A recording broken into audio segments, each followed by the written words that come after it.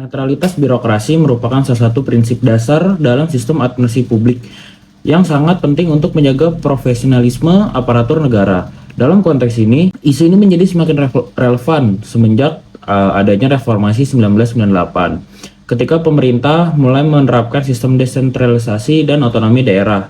Sistem ini memberikan kewenangan yang lebih besar kepada pemerintah daerah untuk mengatur serta mengelola urusan pemerintah daerahnya sendiri. Dengan adanya desentralisasi ini, pemerintah daerah tidak hanya menjadi pelaksana kebijakan pusat, tetapi juga menjadi subjek utama dalam penyelenggaraan pemerintah. Namun, pelaksanaan otonomi daerah tidak selalu berjalan dengan baik. Dalam praktiknya, masih banyak terdapat berbagai tantangan seperti ketergantungan fiskal terhadap pemerintah pusat, keterbatasan kapasitas sumber daya, serta munculnya intervensi politik dalam birokrasi daerah. Kondisi ini berpotensi mengurangi kualitas pelayanan publik dan juga mempengaruhi objektivitas kebijakan yang diambil. Oleh karena itu, pengawasan dari pemerintah pusat tetap diperlukan untuk memastikan kebijakan ini tetap sesuai dengan peraturan yang berlaku dan juga sejalan dengan kepentingan nasional. Dalam menjalankan fungsi pengawasan terhadap kebijakan daerah, pemerintah pusat melalui Kementerian Dalam Negeri memiliki peran strategis, khususnya melalui Direktorat Jenderal Otonomi Daerah atau Ditjen Otda. Lembaga ini bertanggung jawab dalam pembinaan, pemantauan, serta evaluasi terhadap pelaksanaan pemerintahan daerah. Lalu, peran utama Ditjen Otda adalah memastikan bahwa seluruh kebijakan yang dibuat oleh pemerintah daerah tidak bertentangan dengan aturan hukum nasional. Selain itu, Ditjen Otda juga berperan dalam menjaga netralitas aparatur sipil negara atau ASN, agar tetap profesional dan tidak terpengaruh kepentingan politik. Untuk mempermudah, jadi cukup panggilan Salman. Kebetulan saya hari ini diberikan amanah di Otda itu sejak 2020-an.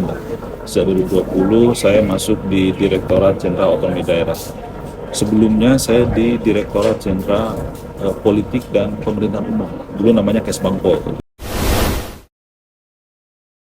Kita melihat bagaimana kepatuhan mereka terhadap ketentuan peraturan perundang-undangan. Jadi kita memastikan betul Pemda itu melaksanakan peraturan perundang-undangan atau tidak terkait dengan birokrasi ini, terkait dengan permasalahan netralitas. Katakanlah dalam konteks ini kita punya Undang-Undang 20/2003 tentang ASN. Di situ sudah jelas bagaimana pengaturan tentang masalah netralitas. Nah, kita melakukan binos umum terhadap pelaksanaan itu. Kemudian juga ada pengaturan dalam Undang-Undang 23/2014 tentang pemerintahan daerah yang menjadi kitab sucinya, buku putihnya atau istilahnya itu ya kitab sucinya Otda gitu. Di situ juga disebutkan beberapa ketentuan, misalkan bahwa yang terkait dengan, saya biar nggak keliru ya, di Undang-Undang 23 itu ada beberapa pasal, misalkan pasal 71 misalkan, di situ disebutkan bahwa pejabat negara, pejabat daerah, ASN, TNI Polri itu kan dilarang membuat putusan atau tindakan yang menguntungkan atau merugikan salah satu pasangan calon. Itu kan perintah undang-undang. Walaupun ini konteksnya dalam pelaksanaan pemilu. Nah, jadi tugas utama kita itu memastikan daerah mentaati melaksanakan semua peraturan perundang-undangan, baik dalam konteks perintah maupun konteks larangan. Nah, kita memastikan itu. Pemda harus patuh terhadap itu. Bicara ASN sudah jelas ada konteks kewajiban perintah larangan di Undang-Undang 20/2023. Bicara tentang pelaksanaan otonomi daerah ada Undang-Undang 23/2014 seperti tadi. Dia tidak boleh menguntungkan, tidak boleh berpihak. Bahkan dulu itu sudah jelas-jelas ada ketentuan dalam undang-undang, misalkan ASN itu menjadi anggota partai politik. Nah, itu kan dilarang. Nah, artinya kita memastikan Pemda mematuhi itu. Apa instrumennya? Sebenarnya instrumennya itu, kalau bicara instrumen dalam berpemerintah itu ada dua hal. Ada instrumen dalam bentuk bentuk kebijakan. Kebijakan itu memastikan, menyampaikan, menghimbau, memperkuat apa yang menjadi perintah dan larangan dalam undang-undang. Kita memberikan himbauan dalam bentuk surat edaran, misalkan surat himbauan. Atau ketika ada hal-hal yang dilanggar, kita memberikan pemberian semacam teguran, memberikan sanksi edukatif. Itu kan instrumennya seperti itu. Yang kedua, tentu juga ada instrumen di luar kebijakan. Katakanlah kita melakukan pengawasan secara langsung. Misalkan ada pengaduan, ada informasi, ada hal terkait dengan persoalan birokrasi, nah kita melakukan monitoring, evaluasi langsung kepada daerah, kepada spot kejadian seperti apa. Jadi instrumen-instrumen itulah yang menjadi alat bagaimana kita melaksanakan pengawasan dan pembinaan umum terhadap permasalahan netralitas birokrasi.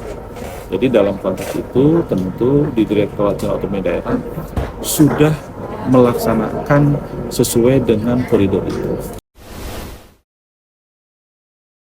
Prinsip pertama yang utama adalah memastikan betul bahwa tidak ada intervensi, tidak ada keberpihakan. Kemudian tidak ada kebijakan yang dibuat karena ada konflik kepentingan atau menguntungkan salah satu kekuatan politik atau partai politik. Itu prinsip-prinsip yang dijaga. Kemudian terkait dengan untuk memastikan itu, kalau dalam tahapan pilkada itu sebenarnya kita sudah punya namanya instrumen surat keputusan bersama. Jadi situ melibatkan Mendagri, Menpan, Bawaslu, karena kalau dalam pilkada kan sudah jelas perintah undang-undangnya ada pengawas pemilu. Jadi ketika persoalan netralitas birokrasi itu dalam proses pilkada itu tentu ada penekanan secara lebih berdasarkan ketentuan undang-undang itu mandatnya kepada Bawaslu, Badan Pengawas Pemilu. Nah di situ ada SKB 5KL waktu itu. Jadi kami Bawaslu, kemudian juga ada Menpan, kemudian juga kalau tidak salah ada BKN dan waktu masih ada KSN. Nah kan sudah bubar tuh, bukan dibubarkan ya, undang-undang 23 tidak menyebutkan hal itu. Jadi di situ sudah jelas pembagiannya apa yang harus dilakukan Mendagri, apa yang harus dilakukan Menpan, apa yang dilakukan KPU. Jadi berdasarkan kepada SKB itulah batasan-batasan apa saja yang menjadi kewenangan kita di Kemendagri dalam konteks ketika pelaksanaan pemilu dan pilkada. Jadi dasarnya ada di SKB. Jadi nanti teman-teman silahkan dicek di situ di SKB sebagai dasar batasan pelaksanaan tugas fungsi dari 5 kelembagaan setingkat kementerian yang memastikan prinsip netralitas dilaksanakan baik di pusat maupun di daerah. Nah tentu untuk di daerah penekanannya memang ke Mendagri karena kita menjadi pembina pengawas umum.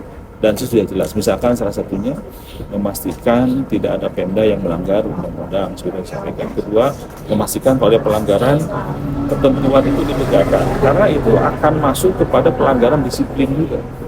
Dan itu tingkat hukuman terberatnya itu bisa diberhentikan.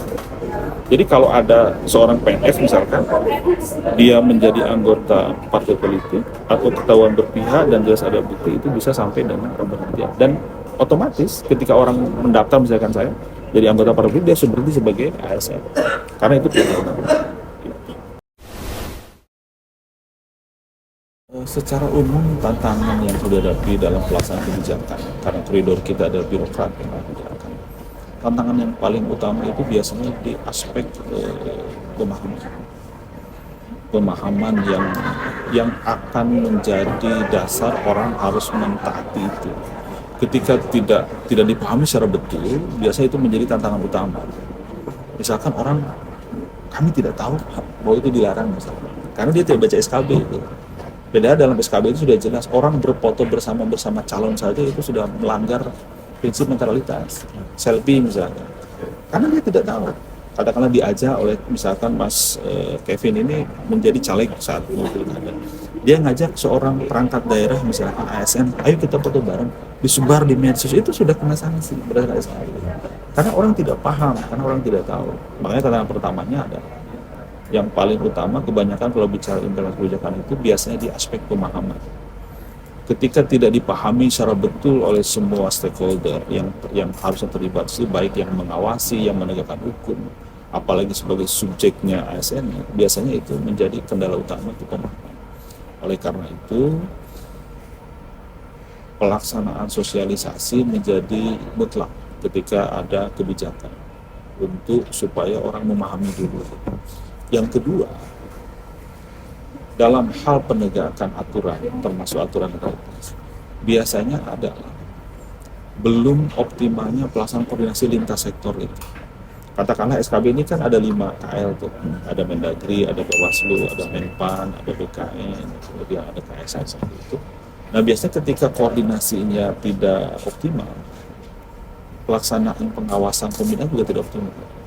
Katakanlah misalkan di lapangan Bawaslu sudah optimal, tapi apa yang dimiliki informasi Bawaslu tidak sampai misalkan ke Menpan, tidak sampai ke BKN, tidak disampaikan ke kita, akhirnya kan penegakannya menjadi kurang optimal juga. Jadi ya, hal yang kedua yang biasanya menjadi kendala kita dalam penegakan sebuah kebijakan itu biasanya persoalan koordinasi, biasanya koordinasi, dan di semua lini bicara kebijakan itu rata-rata koordinasi menjadi tantangan tersendiri. Nah kemudian yang terakhir yang paling banyak kami temukan itu adalah selain pemahaman, selain koordinasi, biasanya juga yang menjadi tantangan adalah komitmen para pengambil kebijakan. Jadi kalau komitmennya sudah sama, sudah punya komitmen, kalau dalam istilah kita itu di kampus biasanya ditentukan juga oleh political will-nya para pengambil kebijakan. Itu menentukan, saat menentukan apakah kebijakan itu bisa optimal atau tidak.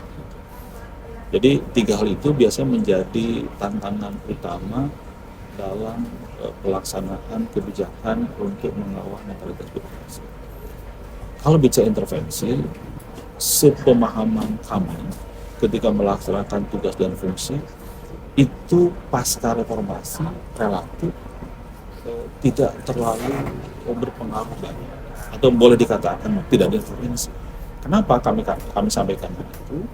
Selama kita melaksanakan aturan, dan aturan kan sudah jelas, baik itu undang-undang, peraturan pemerintah, kita konsisten dengan aturan itu, tentu sudah tidak ada intervensi.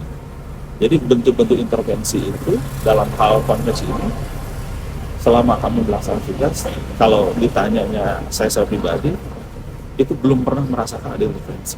Netralitas birokrasi dapat diartikan sebagai perilaku aparatur sipil negara yang menjalankan pekerjaannya secara profesional, objektif, dan tidak memihak kepada kepentingan politik tertentu. Prinsip ini sangat penting karena birokrasi memiliki fungsi utama sebagai pelaksana kebijakan publik dan bukan sebagai alat politik.